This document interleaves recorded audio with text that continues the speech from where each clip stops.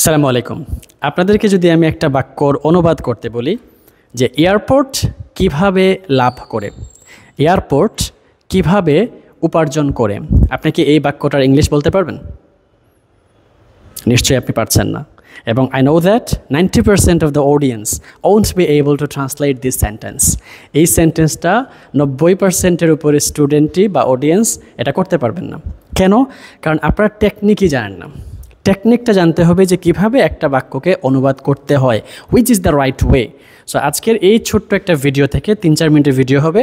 আপনারা পুরো ভিডিওটা যদি দেখেন তাহলে এরকম বাক্য, এয়ারপোর্ট কিভাবে লাভ করে, কোম্পানি কিভাবে লাভ করে, ফেসবুক কিভাবে লাভ করে, তোমার কোম্পানি কিভাবে লাভ করে, বস কিভাবে লাভ করেন, সকল ধরনের হাজার হাজার বাক্য আপনারা আজকের একটা ভিডিও থেকে শিখে নিতে পারবেন ইনশাআল্লাহ। সবাই একটু ক্লিয়ারলি খেয়াল করেন বিষয়গুলো। সেটা হচ্ছে এয়ারপোর্ট কিভাবে লাভ করে, এই বাক্যটা অনুবাদ না করে আপনি আগে এটাকে সংক্ষেপে অনুবাদ করার চেষ্টা করেন।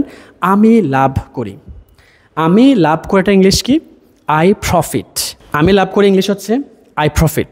সবাইকে ক্লিয়ার? তাহলে আমি যদি লাভ করি হয় আই প্রফিট, তাহলে ইহা লাভ করে, ইহা লাভ করে, তাহলে এটা ইংলিশ কি হবে? ইট প্রফিটস। ইহা লাভ করে ইংলিশ হচ্ছে ইট প্রফিটস।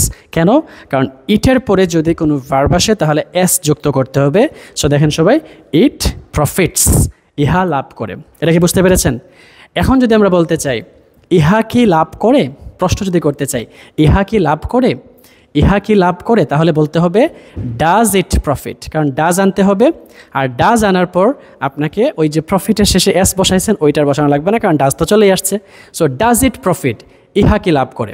সবাই খেয়াল করে দেখুন, ডাজ ইট প্রফিট, ইহা কি লাভ করে। বুঝতে পেরেছেন সবাই? তার মানে ডাজ ইট প্রফিট, ইহা কি লাভ করে, ডাজ ইট গো, ইহা কি যায়, ডাজ ইট কাম, ইহা কি আসে, ডাজ ইট অর্গানাইজ, ইহা কি সব কিছু আয়োজন করে, তার মানে ডাজ ইট প্রফিট। এখন যদি আমি বলতে চাই ইহা কিভাবে লাভ করে, ইহা কিভাবে লাভ করে, তাহলে বলতে হবে how does it profit, how does it profit, ইহা কিভাবে লাভ করে। সবাইকে দেখতে পাচ্ছেন? How does it profit, how does it profit. এখানে হাউ মানে কিভাবে, ডাজ ইট প্রফিট ইহা কিভাবে লাভ করে।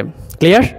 এবার এই যে ইট আছে, এই ইটের জায়গায় আপনি বসান দি এয়ারপোর্ট, দি এয়ারপোর্ট, তাহলে হয়ে যাবে how does the airport profit, how does the airport profit. সবাই দেখুন, how does the airport profit, airport কিভাবে লাভ করে, এয়ারপোর্ট কিভাবে ফ্লাইট পরিচালনা করে, how does the airport organise the flights, airport কিভাবে বিমান পরিষ্কার করে, how does the airport clean planes, airport কিভাবে লাভ করে, how does the airport profit. সবাই কি বুঝতে পেরেছেন? তার মানে আজকের ভিডিওটার মাধ্যমে আপনারা খুব সিম্পল একটা মেথড জানলেন যে আমরা যে কোনো কঠিন বাক্য যদি দেখি ওইটার সহজ অংশকে নিয়ে এসে যদি আমরা অনুবাদ করার চেষ্টা করি তাহলে এটা আমাদের জন্য অনেক বেশি ইজি হবে।